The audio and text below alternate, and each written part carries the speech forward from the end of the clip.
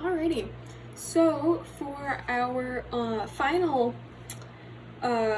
example problem here, our equation that we're working with is 4 times the cosine of 3x plus 2 is equal to 0. And our interval is from negative pi to pi. So when we're working with this equation, for the sake of page space, I'm not going to write out our steps. If you have those written down on another piece of paper, feel free to reference them just to kind of remind yourself. I'm just not going to write them down again. So this one, again, like our last problem, you'll notice that it is not in simplest form. So we don't have that trig function times angle measure is equal to a value yet. So we still have this 4 over here and this 2 right here that kind of need to be balanced out to get us to that simplest form. So I'm going to copy this down so we can work with it down here. So we have 4 times the cosine of 3x plus 2. So we're going to work with this 2 first, subtract that from either side, those cancel, so we're left with 4 times the cosine of 3x is negative 2. And then we're going to divide by 4 on either side. So we're on this side, these cancel, we're left with cosine of 3x, and on this side you can factor out a 2 and get to negative 1/2. So that is now in simplest form. We don't have any square roots in the denominator, so we don't have to worry about rationalizing anything. We're good to go because we're in simplest form. We just have our cosine, our argument that's representing our angle measure, and then the value that we're working with. So we can move on with that to step 1. So for step 1, remember that is going to be identifying our argument and our interval. So here, our argument in this case is going to be 3x. That's what's representing our angle measure in this problem. And our interval is going to come from up here, which is negative pi is less than or equal to x, which is less than or equal to positive pi. So we have those identified, and we can move to step 2. So step 2 is to identify our reference angles from our unit circle that make this statement true, our angle measures. So I'm going to copy down our argument, and we can now look at our unit circle. So we're looking for values that angle measures where the cosine of that angle measure is equal to negative 1/2.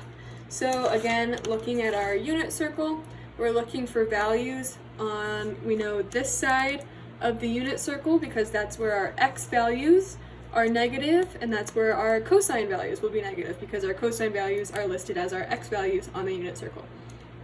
So looking at our negative cosine values, we find where it's negative 1/2. We see that that happens up here at an angle of 2 pi over 3. So I'll copy that down.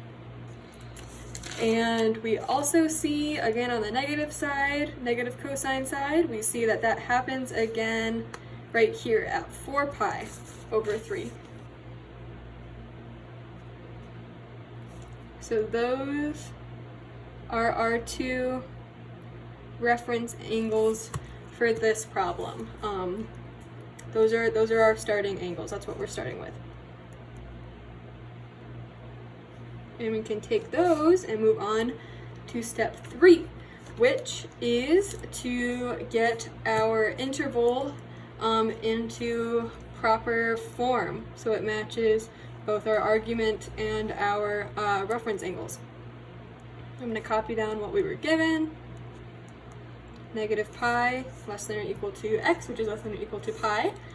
And for To account for these angles, our denominator is 3, so we're going to try to get all of these to have a denominator of 3. So when we're multiplying by our fraction, that fraction is going to be 3 over 3. So we're multiplying by 1 in order to get 3 in the denominator. So when you multiply 3 over 3, all of these values by 3 over 3, you get negative 3 pi over 3. It's less than or equal to 3x over 3, which is less than or equal to 3 pi over 3. So great, now we have just 3 in the denominator, which matches our reference angle, so we're good to go. We know that we can be able to make those comparisons easy when it comes time to it. So now we're going to account for our argument, which in this case is 3x. So this kind of goes back to the first problem that we did, where we had multiplication in our argument, and we're going to, like we did in that problem, multiply all of these by the same value, which is 3, because that's what we're doing to our x value in our argument. So we're going to multiply all of those by 3 to get it to match our argument. So we multiply negative 3 pi over 3 by 3. Oh, that was a lot of 3's. Multiply negative 3 pi over 3 by 3. We're going to get negative 9 pi over 3, which is less than, this is going to come out to 9x over 3, and this will be 9 pi over 3. So again, we're faced with the kind of situation where these could be simplified, but you don't want to, because you want to keep that 3 in the denominator to make easy comparisons with our reference angles. We can, however, simplify our argument, because we're never really comparing anything to that value. We're just we only really care about our minimum and maximum values when we get down to it.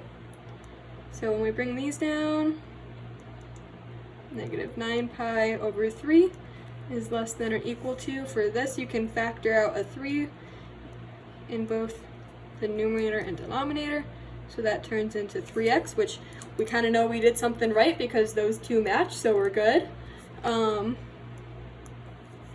And for this one, we're going to leave it because we want to keep that for comparison. Okay, so this is our now working interval. This is what we're gonna use for our comparisons in step 4, which is to add or subtract our 2 pi value to get all of our possible angles. So looking here, I'm going to copy down again what we had up here. So we had 3x is equal to 2 pi over 3, box that, and 3x is equal to 4 pi over 3, and box that. Okay, so when we're looking at what we should be using to represent our 2 pi value, our rotation around the unit circle, we want it to match our denominator here. So when we take our 2 pi value, we're going to multiply it by 3 over 3 to get to a value that has a denominator of 3, so it's easy to add and subtract. So I'm going to do 2 pi times 3 gets us to 6 pi. And then the denominator is 1 times 3 gets us to 3. So this is what we're going to be using to represent our 2 pi when we're adding and subtracting to get to our rotational differences around our unit circle. So starting up here with our 2 pi over 3 value, we're going to take our 6 pi over 3 and add. So 2 pi over 3 plus 6 pi over 3 is equal to 8 pi over 3, and I box that. And we see that that is just one below our maximum value, so we're still good. So that's one of our potential solutions. But we can kind of save ourselves some time here Obviously, if we're already 1 below our maximum value, if we try to add another 6 pi over 3, that'll put us over. That would give us 14 pi over 3, which is outside of our maximum range. So we can kind of skip that part. So we know we don't really need to add anymore. So we can move on to subtracting. So when we subtract 6 pi over 3, we get negative 4 pi over 3. And when we compare that, that is still below our negative 9, or above our negative 9 pi over 3 minimum value, so we're good. That's still a viable answer. And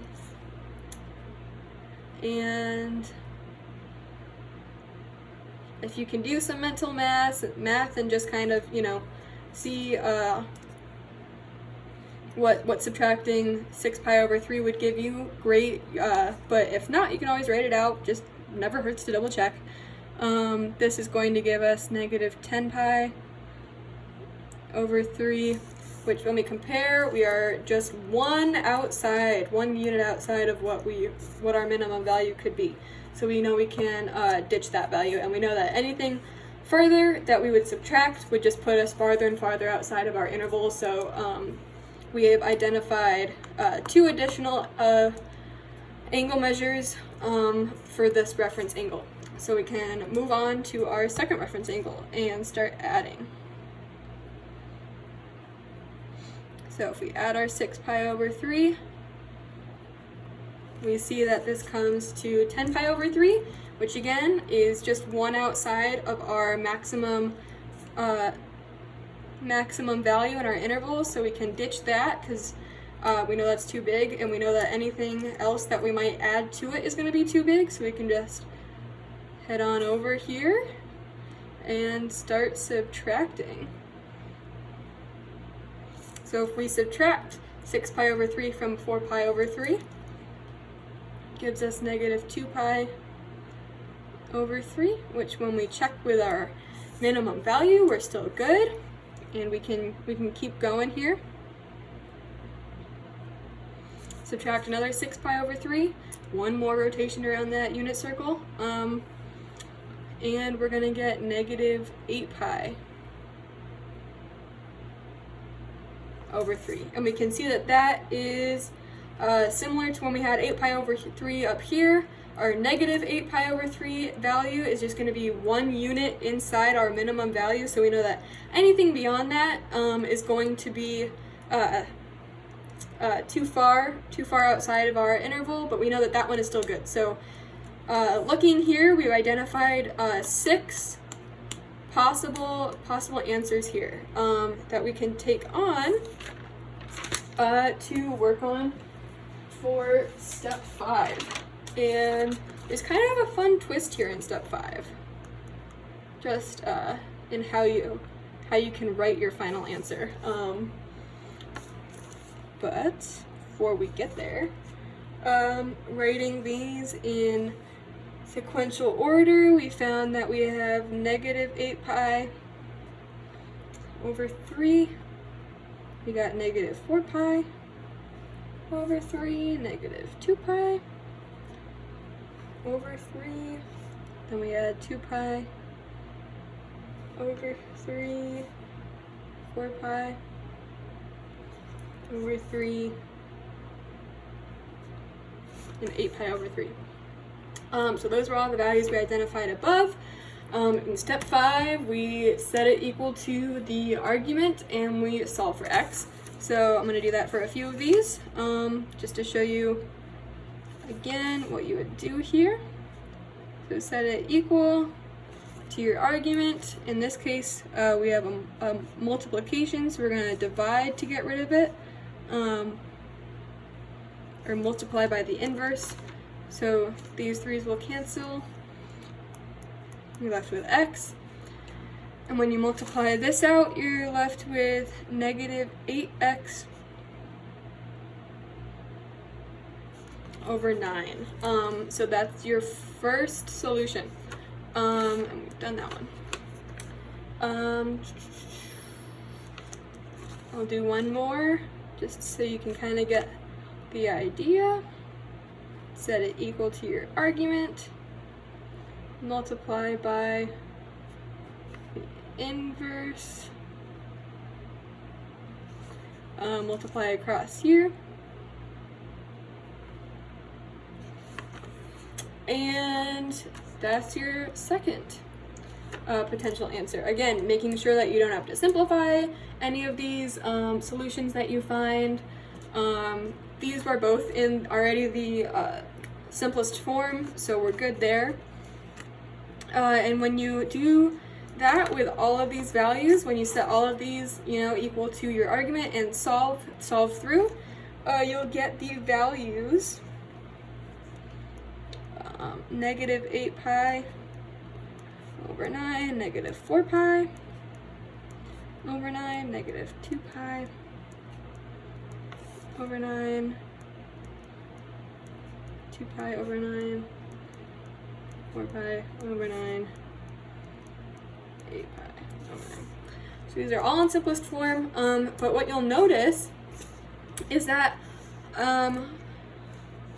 you have your 3 negative answers and your 3 positive answers, and the absolute value, like the numbers in these answers are the same. It's just the sign that changes. So you have a positive and a negative 2 pi over 2. You have a positive and a negative 2 pi over 9, 4 pi over 9, and you have a positive and negative 8 pi over 9. So it gets kind of tedious, like writing all those out. So if you want to just kind of like shorten up the notation process for that, you can write them as positive and negative 2 pi over 9. Then you also have positive and negative 4 pi over 9. And you have positive and negative 8 pi over 9. So when you have the same answer just in a positive and negative form, yeah, you can just kind of, instead of writing out that you have positive 8 pi over 9 and negative 8 pi over 9, just say you have plus or minus 8 pi over 9. But those are going to be your solutions for question number 4. So I see that there are some additional practice problems at the bottom of that sheet. I'm not going to do them out like I've done these, but I will send you pictures of the solutions to them, and they'll be written out in the same format, but I just don't, I don't think you need the full video for those of you. And if you do, not a problem. I'm happy to kind of do them out as I've done these out, but yeah, if you can kind of get the gist from these videos, then I think a picture will kind of explain itself. So yeah. Oh, and if you were wondering why my finger's green, I was working with sidewalk chalk today, so I'm not like turning into a monster or something, but all right, so those are the 4 questions, and if you have any additional questions about those, let me know, or if you need anything else explained, anything. So sounds good.